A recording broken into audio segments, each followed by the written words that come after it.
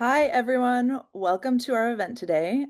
This is our third installment in our Startup Fundraising 101 series, Crafting a Winning Pitch. I'm your host. I'm Angela Winegar. I lead fund admin and growth marketing at Carta.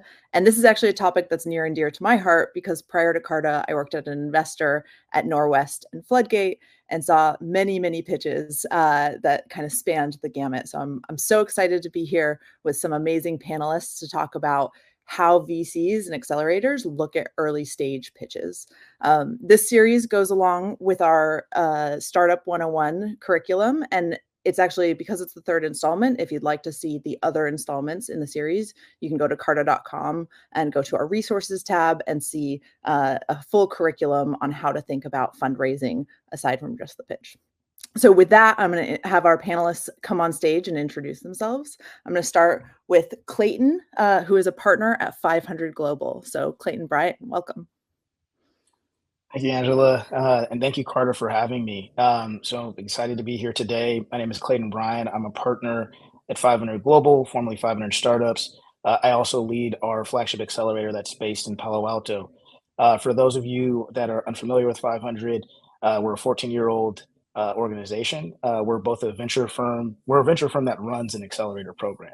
So we have some amazing companies in our portfolio, such as Canva, and TalkDesk and Solana, and some companies that are portfolio members that have gone through our accelerator program, such as TalkDesk, Innovator, and Shippo. So I'm excited to be here today. I've been with the firm for 8 years. Prior to that, I was an operator, and I'm looking forward to answering your questions. Thank you, Clayton.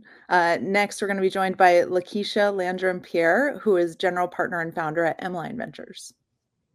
Welcome, Keisha. Hey, thanks. Thanks for having me.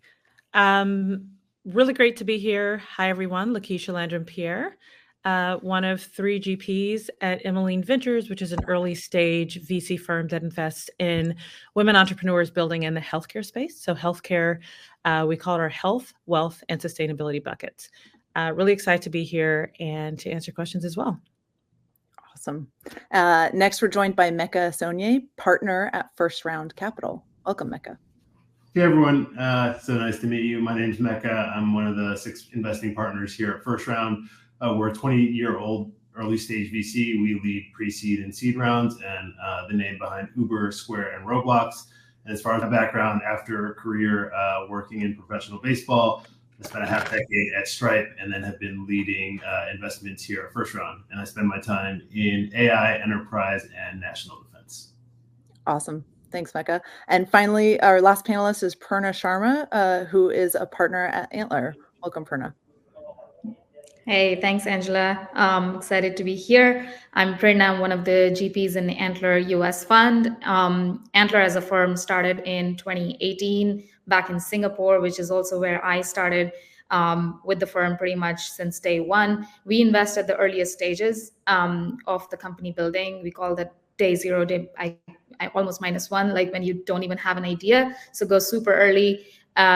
We came to US in 2019. I'm personally based in Austin, a location that I kicked off in 2021. Excited to be here. Awesome. Thank you so much. So really looking forward to having you all today. And this is an awesome, diverse panel because we have some folks at Accelerator, some folks at VC, and kind of spanning the gamut here. So I'm hoping actually to kick us off before we start talking too much about the details of the pitch, we can talk a little bit about the Accelerator versus VC difference. And maybe at what point, if you're a founder, exactly to your point, Prerna, day 0, day -1, I'm thinking about being a founder. At what point would you engage with your firm, whether you're an accelerator or a VC? And Prerna, maybe you can kick us off. Yeah, I mean, given the stage that we are at, like we engage with founders even before they are founders. So pre-founder, when maybe you're an operator sitting in your company and like tinkering about the idea of building a company. That's the earliest we go. And the idea behind that is a lot of people around us want to become founders, but either they're not surrounded by the right set of people to take that big, bold step to step out from the comfort zone of earning a big fat paycheck or whatever, all the way to founders who've made that leap and are sitting in their homes or garages and thinking about building an idea, and they're going through this loop by themselves. So we go that early, right? So we like our founders to be pre-launch, pre-product, pre-idea. So it's a range in that early stage, but yeah, nothing is too early for us. Awesome.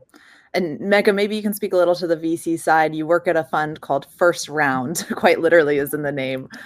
So what do you think about that? When should a founder engage with you? Yeah, I'll echo a lot of the same sentiments. We say what we do is pre-product market fit investing. And so that can be day -1 as you've just left your company and you're starting to think about incorporation. And that can be all the way up to having 500K in ARR.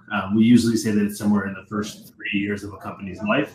And because we lead pre-seed rounds and seed rounds, it works for us to engage at any point where you are ready for accelerant to really see an inflection in growth. Awesome. All right. So that's a great lead in then to that's when a founder should engage with you. What does it take for you to take a call with a founder? All of you are so busy. Do you actually read? Many firms have inbound on their website. Do you guys actually check those inboxes? How does a founder get in touch and actually get on one of your calendars? And I'll turn it over to whoever wants to take this one. I can go. First off, every email is read. Every single email is read. It's not true that cold emails are not read. I think the one thing that can help an investor, or at least myself, to be able to respond immediately would be very clear idea of the stage at which you're at and what you're looking for, and maybe a short blurb and a pitch deck about what you're building. But in our case, because we also go super early, you may not have any pitch deck or an idea in place, which is fine. We're just articulating, this is the stage at which I'm at, this is what I'm doing, and would love to get a talk. I usually respond 100% if that's the stage is matched. So yeah, like Cole, I've LinkedIn, a lot of reach outs there, and we respond. We have an application online, so that's the easiest to get in front of the team. Yeah. Yeah, love that, Prerna. Plus one of everything that you've said, a lot of founders think that VCs have that sort of inbound on their website just as a formality. But it's not true, right? So for us, we actually read every single email that comes through inbound that way, but also LinkedIn, to your point. That's actually why I wanted to jump in. LinkedIn can be quite effective if you're smart about using it. A really funny thing that's super frustrating for me is my name's Keisha. There's a space in my name.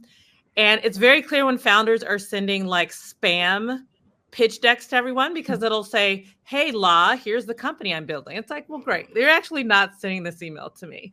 You're sending it to a lot of folks. So it's like LinkedIn can actually be super effective if you're reaching out to the the investor and to the VC, and you've researched what they're up to, you research what they're looking to, where they're investing, and how you're fit. Now, when you're reaching out in that way and you're actually using LinkedIn thoughtfully, I think it can be very effective, and we're very, very responsive on LinkedIn.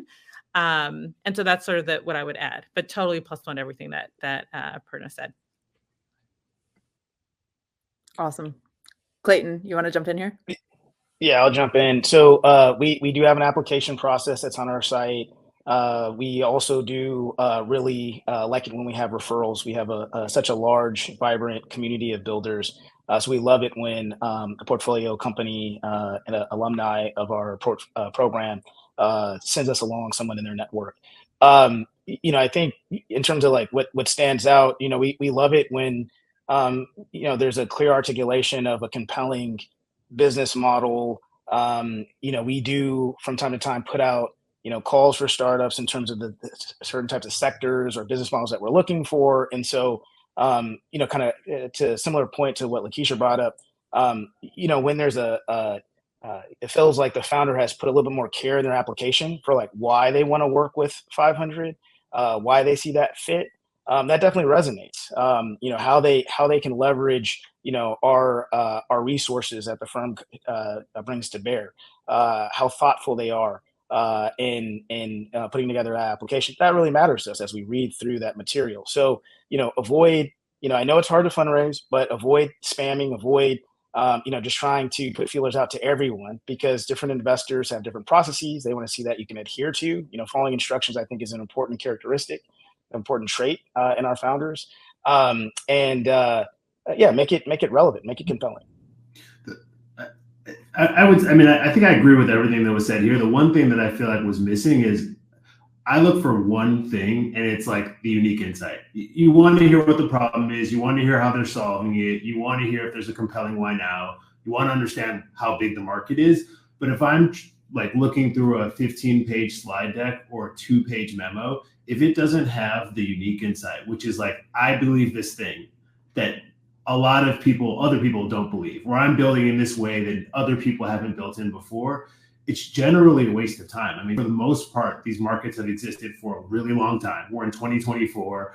500 is putting out a bunch of companies every year. YC is putting out 200 companies every year. Like, most opportunities have been attacked by either an incumbent or some young startup. And the only reason we want to talk to you is you're looking at a market and you think that everyone has been doing it the wrong way. And so that, for me, if you just send me a one-line email, which is like, I'm building in this market and this is what I believe that no one else believes, that for me is the key in taking to the meeting.